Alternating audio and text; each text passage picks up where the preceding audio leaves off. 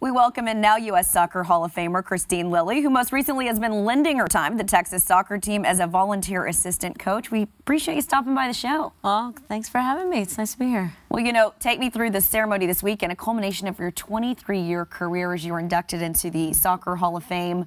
What was that experience like for you? You know, when you're young playing, you don't think about these kind of moments. And they had announced the class back in December. And I was like, oh, you know, great and all that. And then when it kind of became getting closer and closer, I'm like, oh, this is really happening. I'm going to be in the Hall of Fame. And it was a great night. It was sweet. I had some friends there from family. And got a sweet red jacket.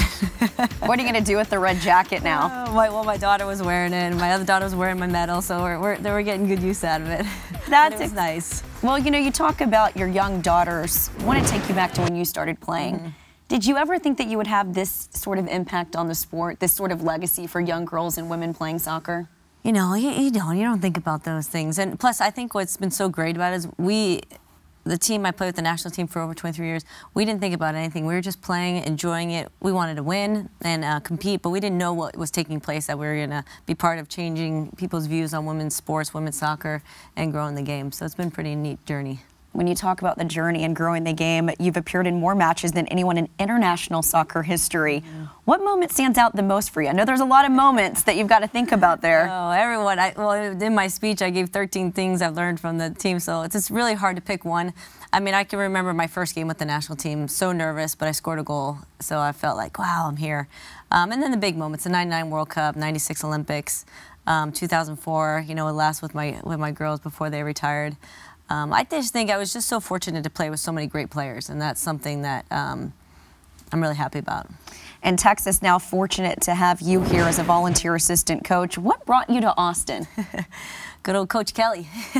I've known Ange for years. We played at North Carolina together, and when she took the job 3 years ago, she had asked me to be a part of it as well, and I just had my second child, and I was like, ah, this is too many things to juggle and change. So time went on. I said, hey, if something else comes up, let me know. And this opportunity came up, and my husband and I thought time for a change, and we uprooted the family from Boston, and now we're here in Austin. And it's been tremendous. I mean, the university itself, the players, the rest of the coaching staff with Jay and Keely has been really nice. And Coach Kelly wanted you here so much, she let you move in with her. What was that experience like, getting your husband and your kids there, living with the head coach that you're working with?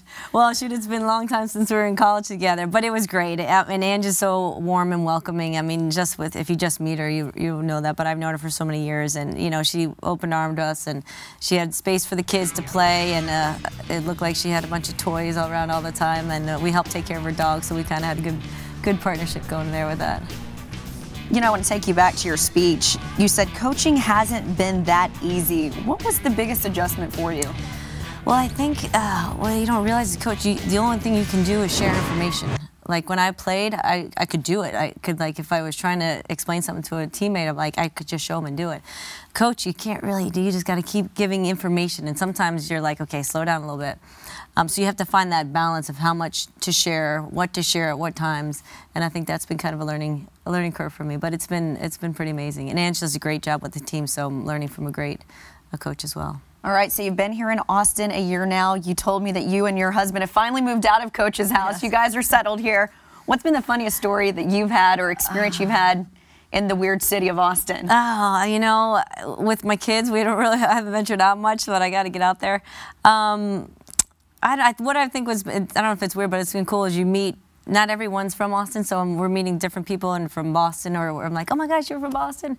But everyone's warm and welcoming, and thank God I'm not in Boston right now with the weather, so this has been a great place. Not bad, and we're sitting here complaining when it dips down to the 40s. But yeah, that is funny. Well, we appreciate you stopping by again. Thank Kristine you. Lilly, the latest U.S. Soccer Hall of Fame inductee, and I can catch you obviously helping coach out this soccer team this year. Yes.